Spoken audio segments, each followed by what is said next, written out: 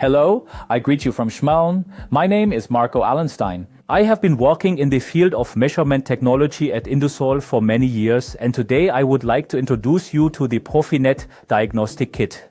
PROFINET is a bus system that is increasingly spreading in the industry. And here, as with many bus systems, the promise is plug and play. So you connect the system, and if it runs, everything will be fine. Unfortunately, our experience is that this is not true, that we have deviations in update times in the system, that we struggle with network loads and various other installation defects. To diagnose these, we do need advanced tools, and these are included in our PROFINET Diagnostic Kit. How would I approach a measurement? So, when I come to a system I don't know, my first step is to integrate a PROFINET inspector. There are a few things to consider here. First, I want to integrate it in the connection between the controller and the first switch. For PROFINET, I would need to split the network. We have two connections here. The one is for the connection from the controller, and the second for the connection to the switch.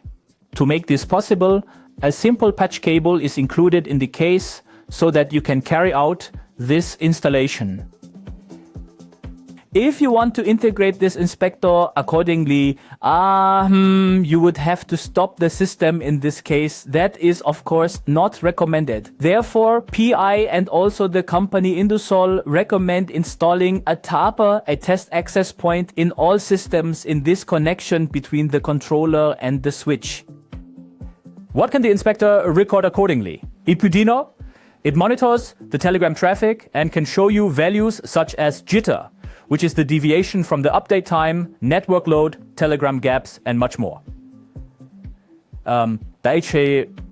He can ensure the whole thing passively, meaning without interfering with the system, or you have an active port through which you can also perform active scans into your network. The inspector is web-based for querying the information, and this can be ensured via this port with a patch cable and a connection to a laptop. If you use this passive information collection, you still cannot obtain all the values of the system.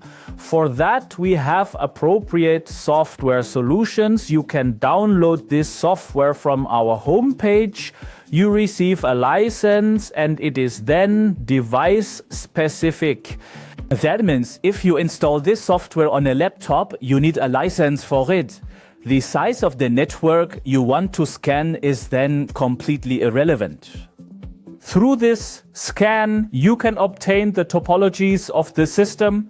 You get information about the devices, such as discards or error frames, and you receive additional information like firmware versions and hardware versions of the installed devices. Values such as line depth, meaning how many devices are connected in series, which is naturally limited depending on update rates and so on. These are all pieces of information that I normally do not receive with such a system, which we can then read out using the software. Another software that can also be downloaded from our homepage and is then licensed accordingly is PROmanage. This is installed on a computer or a server and is intended for monitoring if you have integrated multiple inspectors in your system or have managed switches to collect information there, so that you always have a temporal connection to an event like a telegram gap and an error frame somewhere in your network, and can draw your conclusions. Where are my problem areas?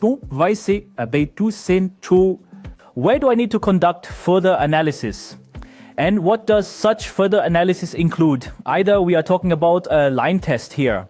For a simple test to check if the wiring and so on is all in order, you can use the PROlinetest. This device has the advantage over a very simple line tester that it gives you not only the correct wiring, but also a length indication. Plus, it can identify problems if you have contact points along the way. For example, patch panels or if you are working with trailing cables. So it not only tests how the connection is at the device, at the plug, and how the connection is on the opposite side. No, it also tests if there are any cable twists in between.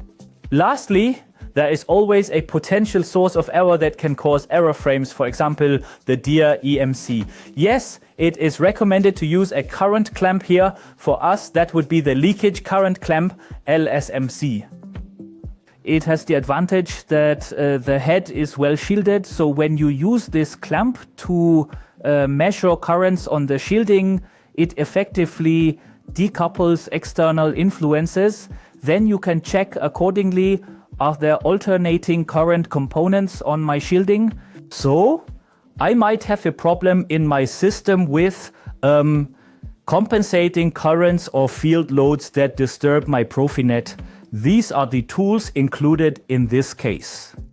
As mentioned, the point is, if you don't have these tools, it's very difficult to find errors in the system or anomalies that already indicate my system is not installed according to standards. I have problems here. With these tools, you can analyze a system accordingly. Yes, otherwise, all I have left to say is if you have questions about all the tools, then contact me or my colleagues, or we could also come by to conduct a joint measurement, including another briefing on all the devices.